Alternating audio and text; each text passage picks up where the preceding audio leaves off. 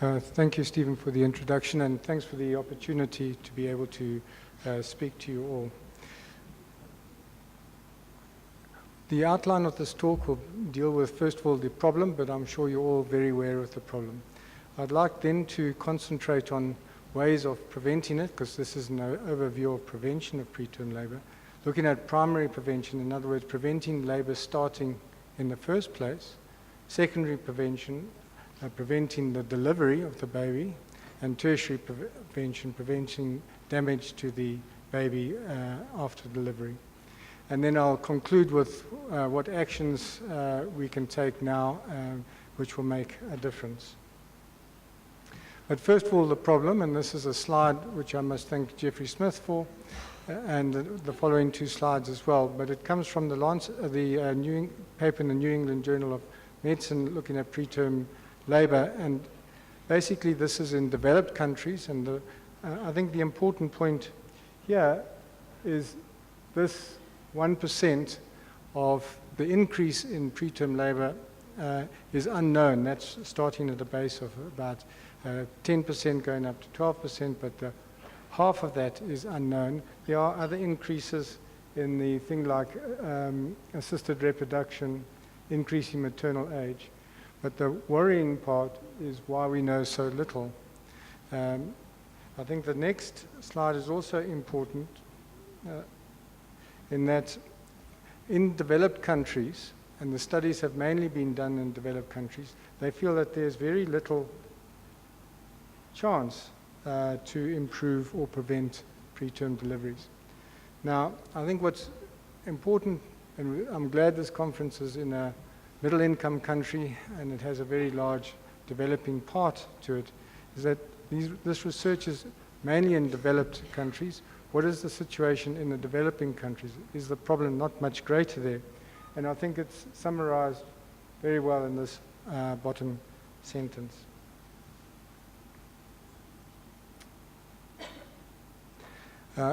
One of the interesting parts I find about this preterm labor is that the majority, there are rich countries or developed countries, high-income countries, which have a high preterm labor rate, which you can see here with the United States, and I think Brazil we should also regard as a developed country, and China pretty much coming into the developed countries. Those contribute a large numbers to preterm birth, but still the majority of the preterm births are from the developing countries, the low-income countries.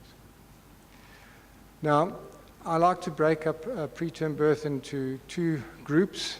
The one is the iatrogenic, the ones that we deliver because we need to, and the other is the spontaneous. Now, I'm not going to go into detail in the iatrogenic group. This is a group where we have to deliver to save the mother's life. So if the mother has severe preeclampsia, that's hypertension and proteinuria, we need to deliver the baby so that the mother can recover. There are effective interventions to prevent this. We can use calcium supplementation and antenatal care. That's clearly been shown to reduce the prevalence of preeclampsia. And we can also use low-dose aspirin in cases where there has been a history before of hypertension. There's also times when we deliver the baby because it's for the baby's well-being, to save the baby, and that's where there are some congenital abnormalities or diseases like rhesus immunization. Again, we can prevent that by giving anti-D. However, I'm going to concentrate on spontaneous preterm birth because that is by far the biggest problem. So if we look at primary prevention, that's trying to prevent labor, preterm labor in the first place. One option is to identify the woman at risk during pregnancy, but unfortunately our risk factors or identification is pretty poor. The best risk factor for preterm delivery is if you've had a previous preterm delivery. That means you rule out all people in their first pregnancy when they're most likely to develop a preterm delivery.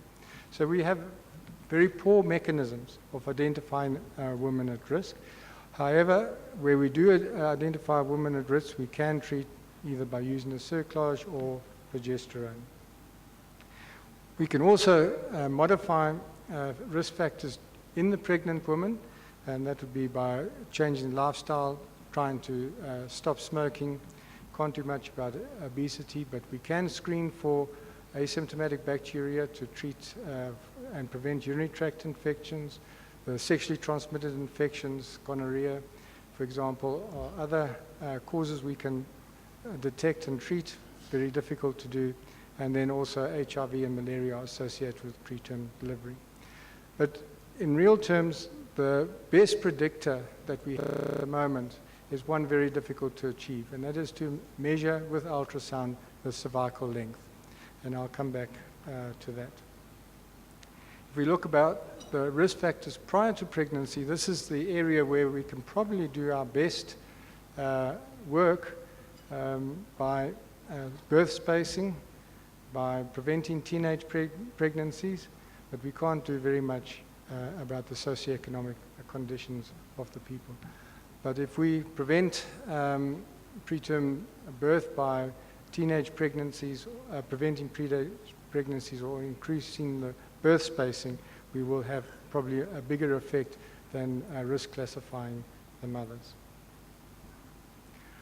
Right, so our primary prevention is we can't actually change a large number of the risk factors while the woman is pregnant.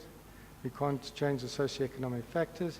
We can't change the contraceptive use. They're already pregnant, so we can't do anything about that. And our biggest problem, we cannot really risk classify the patients. We can't identify high-risk women. We can identify some groups, notably those who have a short cervix. Now, to do that, you need to do ultrasound. You need to screen all the women. You need to screen 20,000 women to get about 200 women who are going to have a short cervix. But if you do that and you treat with progesterone, you will prevent preterm delivery in 20%. That is the only real intervention that will make a big impact, but it's a first world intervention. Right. It's not really effective. So if we look at secondary prevention, and that's preventing the delivery, our first option is to suppress the labor, to use tociolytics. There are a number of the tociolytics. Nifedipine is probably the most popular one at present as calcium channel blocker. Indomethacin is the most effective in that it is the one in the Cochrane trials that has been shown to prevent death and decrease neonatal morbidity. But it has a large number of side effects, both to the fetus and the ductus venosus, ductus arteriosus, and to the kidneys of the fetus and the platelets, and also side effects to the mother. Atosiban is a very, very effective drug. It is, has the lowest side effect profile, but it's extremely expensive, so not really available to the developing countries. We can try and treat the cause now in developing countries. About 50% of preterm labor is related to an infection. And so if we treat the woman with antibiotics, theoretically we would prevent preterm labor. Now there's some debate about this. I don't think there's any debate about the use of antibiotics in preterm premature rupture of membranes. That's clearly been shown to prolong the latent phase from the rupture of membranes to the start of contractions, and also to decrease neonatal morbidity and maternal morbidity. The issue goes around that of antibiotics. Now there are two trials. Oracle trial, in which most of the conclusions are drawn from, is a trial based mainly in developed countries. The prevalence of infection causing preterm labor in that population is only around about 15%. And in that group of patients, 50% in their trial did not have any cervical dilatation. They started on treatment with symptoms rather than clear signs, and we wouldn't have regarded them as preterm labor. There is another trial conducted in South Africa a number of years ago looking at antibiotics with preterm in women with preterm labor, and in those the antibiotic was ampicillin. There was a prolongation of the period from birth to, starting labor to delivery of 14 days compared to the 2 days of the group with placebo. In that population, 50% of the group had infection as the underlying cause.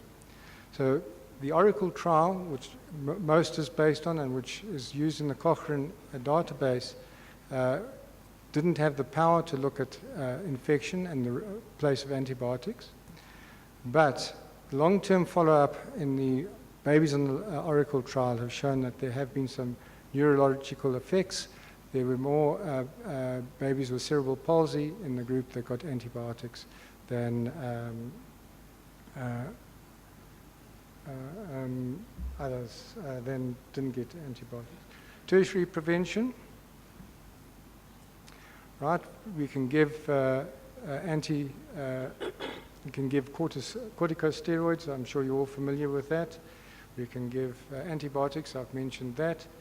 And we can give magnesium sulfate. Now, this is a very important, again, this is a very important intervention in the sense that in developing countries, those babies who have minimal brain dysfunction will get worse, whereas in developed countries, there's facilities to treat them.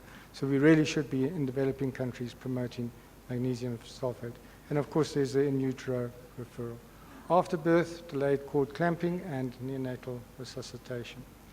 There are a number of ineffective interventions, which I won't go into. So our actions that we need to do are, first of all, a collaborative effort, and this means that we need to change or alter the lifestyle, promote contraceptive use, and in the contraceptive use, when we're talking to people, we should be mentioning that if you space out the families, that you'll have less preterm labor, you'll have less complications in birth. And we want to prevent teenage pregnancies. In terms of interventions which you should be using now, well, primary prevention, birth spacing, contraception, and lifestyle modification. During pregnancy, lifestyle modification, and trying to identify those risk factors. In other words, doing midstream urines to identify asymptomatic bacteria and treating it. During labor, we should try and prolong labor as long as possible so we can give antenatal corticosteroids. We should give antibiotics for preterm premature rupture of membranes. We should use magnesium sulfate for neuroprotection.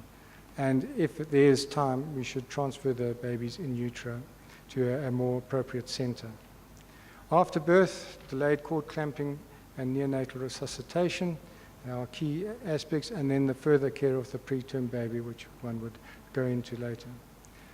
I'd like to thank Jeffrey Smith again for the slides, and then just some references. I think the key reference there is the Cochrane library. If one looks at all of these interventions, there are good systematic reviews, and you can see what is effective and what's not effective. Thank you.